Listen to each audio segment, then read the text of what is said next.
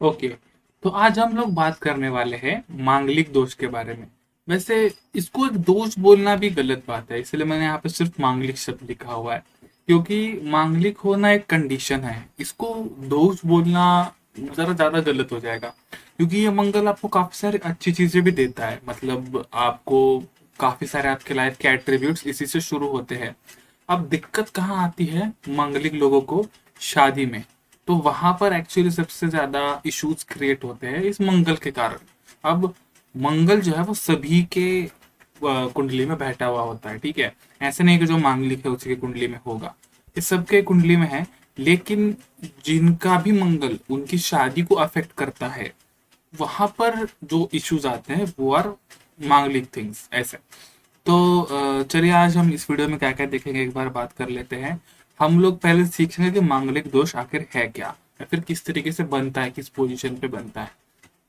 उसके बाद बात होगी अच्छी चीजें जो मंगल आपको दे सकता है, या फिर ये मांगलिक पोजीशन वाले जो लोग होते हैं उनको नॉर्मल लोगों के ऊपर क्या एडवांटेजेस होते हैं। और लास्ट वाला जो है वो हम देखेंगे बैड थिंग्स अबाउट मंगल।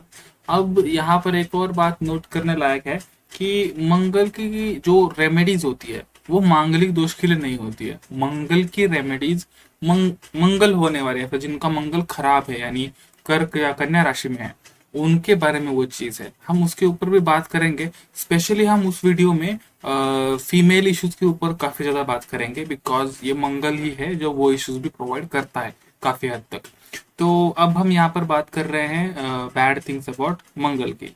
उसके बाद क्या आता है, जो भी एक्सेप्शंस है, मतलब कि कुछ चीजें हैं मंगल दोष में या फिर मांगलिक पोजीशन में, जो कि एक्चुअली दिखने में, आंखों से देखने में तो लगता है कि हाँ यार इसको तो मंगल है।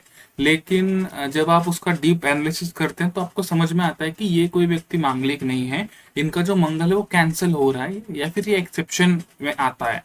तो ऐसी व्यक्ति अगर नॉन मांगलिक व्यक्ति से भी शादी करे तो भी it's a fine thing, okay. और लास्ट में आते हैं चार्ट एनालिसिस, जो कि हम लोग करेंगे। एक काफी बेहतरीन कुंडली है, हम उसके ऊपर बात करेंगे। तो शुरू करते हैं पहले मांगलिक पोजीशन से। देखिए ये जो होता है ना आपका चार्ट है, ठीक है, ये बिल्कुल ब्लैंक चार्ट है।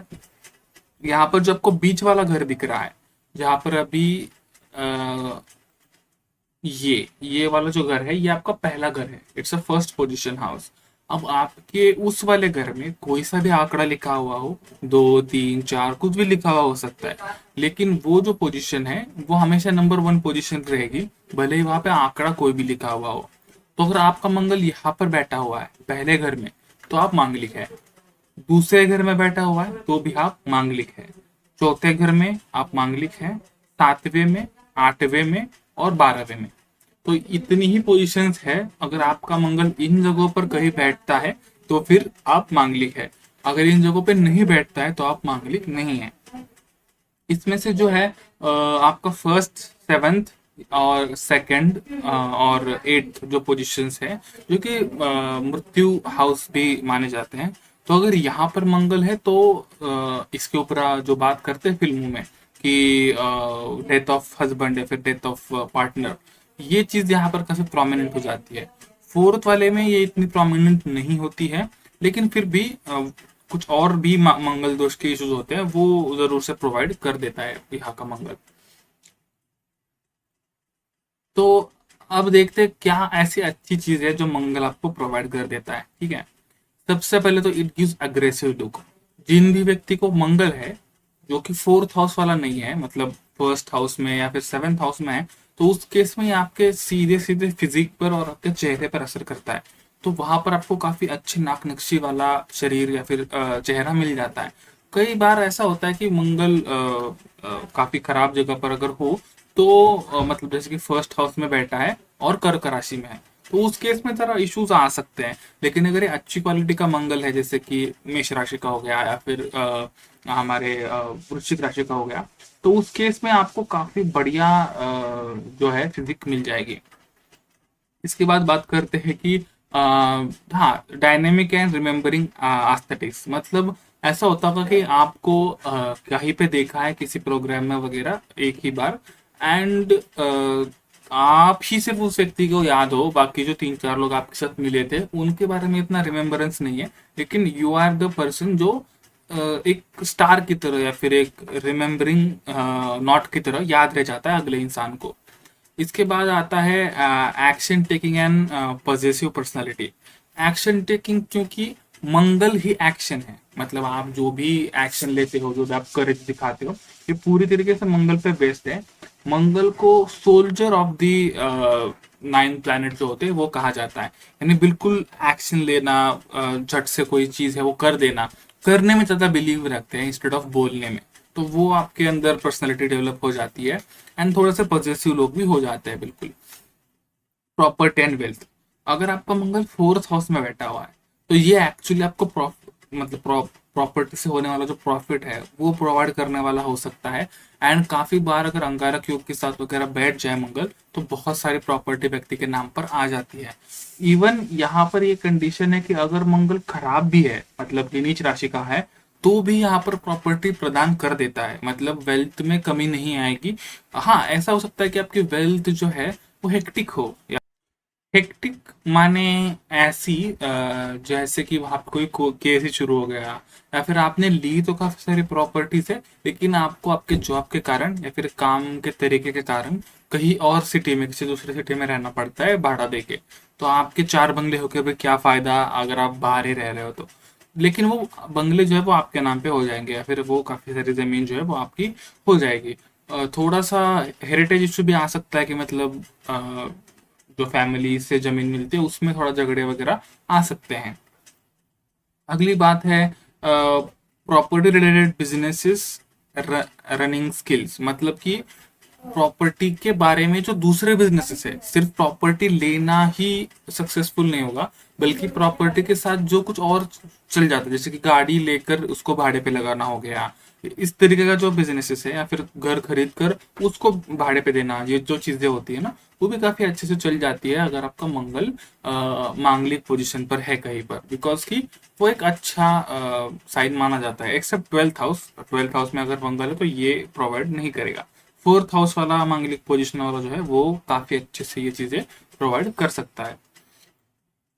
अब बात करते हैं जो बैड चीजें हैं। इसकी जो मेन खराब चीजें आती है वो शादी में आती है, क्योंकि ये मांगलिक दोष है ही रिलेटेड टू मैरिज। तो अब यहाँ पे देख सकते हैं कि वेरी अर्ली और वेरी डिलेड मैरिज, या तो इन लोगों की बिल्कुल 18 की उम्र में, 21 की उम्र में हो जाएगी, या तो नहीं हुई तो फिर आपको अबाउ 30 भी जाना पड़ सकता है, 28 27 के आसपास फिर अगला योग जो है वो आएगा, उससे पहले नहीं आएगा। एंड ऐसा भी काफी बार देखा गया है कि 18 की साल में, 18 मतलब 18-20 के साल में कोई लड़का देखने के लिए गए थे, वो पसंद नहीं आया इतना, या फिर लगा कि नहीं ये इसके साथ तो नहीं करनी है, वो भी मांगलिक था, लेकिन अदर इश्यूज के कारण मैरिज हो नहीं पाया। एंड जब इन्होंने और रिश्ते देखे तो काफी साल बीच में बीत गए, और फिर 28 की उम्र में फिर से वही रिश्ता वापस आया और फिर वो मैरिज हो गई। ये काफी प्रोमिनेंट चीज है कि होते होते रह गई थी और फिर काफी साल बाद फिर से एक साथ आ गए, ये चीज। कमांडिंग पोजीशन ओवर पार्टनर, ये एक पॉजिटिवनेस का जो पॉजिटिव साइड का जो हमने बात देखी थी, वही कुछ टाइम बाद अगर अगला इंसान आपका जो पार्टनर है वो नॉन मांगलिक है, तो वो पोजीशन आपकी पोजीशन मतलब एक कमांडिंग पोजीशन में फिर कंट्रोलिंग पोजीशन में बदल जाता है, उससे दूसरा इंसान सप्रेस हो जाता है। ये भी एक रीजन है कि लोग बोलते हैं कि बिल्कुल भी नॉन मांगलिक व्यक्ति के साथ शादी मत करना, या फिर अगर आप नॉन मांगलिक हो तो मांगलिक के साथ मत करना, क्योंकि फिर आप सप्रेस हो जाओगे। ठीक है, ये काफी डोमिनेंस आपको फेस करना पड़ सकता है, not in every case, but अगर मांगलिक है तो ये चीजें तो होंगी। जहाँ पर दोनों मांगलिक है वहां पर ये शिफ्ट होता रहता है, कभी एक इंसान ने कमांडिंग पोजीशन ले ली, कभी दूसरे ने ले ली, ये शिफ्ट होता रहता है विद द टाइम। लेकिन अगर आप मांगलिक नहीं है तो मांगलिक इंसान के अगेंस्ट खड़ा होना एज अ पार्टनर काफी मुश्किल चीज होती है। सेक्सुअली हायर एक्टिव बॉडी, ये तब होता है अगर आपका मंगल 2nd या फिर 8th हाउस में हो, ये काफी हाइपर एक्टिव बना देता है रिलेटेड टू दैट। तो यहाँ पर भी सेक्सुअल कंपेटिबिलिटी है वो नहीं हो पाती है नॉन मांगलिक व्यक्ति के साथ, तो ये थोड़ा सा इशू हो जाता है। एंड डेथ ऑफ पार्टनर, ये आपने काफी फिल्मों में सुना होगा, लगभग हर जगह पे इसके बारे में काफी एडवर्टाइजमेंट होती है। ये इतना प्रोमिनेंट इशू तो नहीं है कि भाई हर किसी का हो ही जाता है, इसके जो बाकी के इश्यूज है वो भी आपके लिए पॉपअप हो सकते हैं। लेकिन अगर स्पेसिफिकली 8th 12th और 2nd हाउस में अगर मंगल बैठता है या फिर इवन 7th हाउस में भी, तो उस केस में भी ये काफ़ी प्रोमिनेंट पोजीशन हो जाती है डेथ ऑफ लाइफ पार्टनर के बारे में। तो इसीलिए मैं कहता हूँ कि इसके ऊपर कोई भी जो आपका एक एक्सेप्शन मतलब जो रेमेडीज है वो वर्क नहीं करती। There are no remedies, only remedy exist for Manglik dosh is to marry a मांगलिक गाय, ओके, और मैरी अ मांगलिक गर्ल। एक एक्सेप्शंस की बात कर लेते हैं। मार्स की जो अर्ली डिग्रीज होती है, मतलब कि लेस देन 5 डिग्रीज वाला जो मार्स होता है ना, वो बाल्यावस्था में होता है, काफी छोटा होता है, तो वो आपको खराब गुण नहीं दे सकता, या फिर मांगलिक दोष जो है वहां पे कम लगता है, नहीं लगता है टेक्निकली। अगर वो काफी ज्यादा हाई पोजीशन पे 28 डिग्री 30 डिग्री, तो वो बहुत ओल्ड हो चुका है, फिर इट्स उसका जो पावर है वो खत्म हो चुका है काफी। उस घर का जो वो मतलब इफेक्ट था वो उसने लगभग दे चुका है। अगर Mars and Sun closer than 5 degree, मतलब अगर सूरज और मंगल ये दोनों एक साथ बैठे हैं, सिर्फ एक घर में बैठना काफी नहीं है। जैसे ग्रहण लगता है या फिर अमावस्या के रात को जैसे चांद खत्म हो जाता है, चला जाता है, वैसे ही मंगल को आपके चार्ट से गायब कर देता है सूरज। किसी भी ग्रह को गायब करने का या फिर अस्त करवाने का जो शक्ति है वो सन के अंदर है, अगर वो प्लेनेट काफी क्लोज बैठा हो तो, एक्सेप्ट राहु एंड केतु, उस केस में पितृदोष लगेगा, जिसके ऊपर हमने बात करी है लास्ट वीडियो में। तो यहाँ पर क्या हो जाएगा, आपका मंगल अस्त हो जाएगा। तो मंगल अस्त होने के बाद मंगल का कोई इतना इशू आएगा नहीं आपको, मंगलिक जो है पूरा सिचुएशन वो चली जाएगी। अब हम लोग यहाँ पर एक चार्ट का एनालिसिस करेंगे, ठीक है। तो ये एक चार्ट है, ये मेरे क्लाइंट है, उनका चार्ट है बिल्कुल। एंड यहाँ पर अगर आप देखो तो आपको पता चलेगा कि जो चौथा हाउस है, ठीक है, वहां पर मार्स एंड राहु बैठे हैं, MA एंड RA जहाँ पे लिखा हुआ है वो इनका 4th हाउस है। वहां पे आंकड़ा 6 आ रहा है, लेकिन वो 4th हाउस है ऐसे। तो जो 6 है वो राशि है, ठीक है। मार्स और राहु बैठ के यहाँ पर तो अंगारक योग बना रहे हैं, तो ये तो और ज्यादा हाइपर मांगलिक पोजीशन हो गई।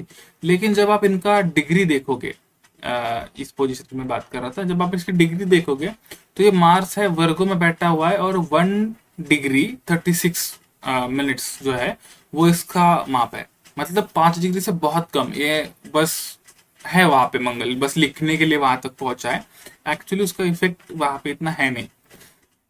आप राहु का भी देख सकते हैं यहाँ पर 0.51 डिग्री, ये तो 1 डिग्री में भी नहीं है, उससे भी कम है। तो आप समझ सकते हो कि बिल्कुल इट्स कैंसिलिंग थिंग, ओके। और ऊपर से एक दूसरे के इतने क्लोज बैठे हैं, तो इनका जो आउटपुट आएगा रिजल्ट्स का, ये अलग अलग नहीं आ सकता, ये एक तरीके से आएगा। They are working as a 1 unit currently, okay. तो इस केस में आपको कुछ अलग ही रिस्पॉन्स मिलेगा, फिर अलग ही प्लैनेट यहाँ पे बैठा हुआ है, ऐसे आप पकड़ लो, दोनों का मिक्स होके। ये पूरा प्योर मंगल नहीं है, ठीक है। या फिर ये अंगारक योग तो बनाता है, बट वो भी इतना पावरफुल नहीं है। तो ये काफी एक अजीब सिचुएशन है। अगर कोई भी पंडित जी है जो ओपन आइज से अगर इस चीज को देखेंगे, तो श्योरली मांगलिक पोजीशन बनती है आंखों से देखने को। लेकिन जब आप इसका डिटेल में एनालिसिस करोगे, आपको समझ में आएगा कि ये व्यक्ति नॉन मांगलिक व्यक्ति के साथ भी काफी खुश रह सकती है। अगर आप मांगलिक इंसान ढूंढ लेते हो, इट्स अ फाइन थिंग, लेकिन ये मांगलिक पोजीशन नहीं बनाता। लास्ट में बात करते हैं कि आपका जो भी कोई सवाल है, अगर आपके कुंडली के बारे में है, पूरे मांगलिक सिचुएशन के बारे में है, या फिर इस वीडियो से रिलेटेड कुछ भी किसी ज्योतिषीय कंडीशन के बारे में है जो किसी और ने आपको बताई थी, and you just want to confirm it, फिर भी आप इस वीडियो के कमेंट बॉक्स में वो चीजें पूछ सकते हो, and I will surely answer your question in your next video. तो उसके लिए आपको उस पर्टिकुलर क्वेश्चन के साथ आपका बर्थ डेट, बर्थ टाइम और बर्थ प्लेस देना पड़ जाएगा। ये 3 चीजें अगर आप देंगे तो जरूर से आपका जो सवाल है उसका आंसर दिया जाएगा। And thanks for watching guys, see you in the next video.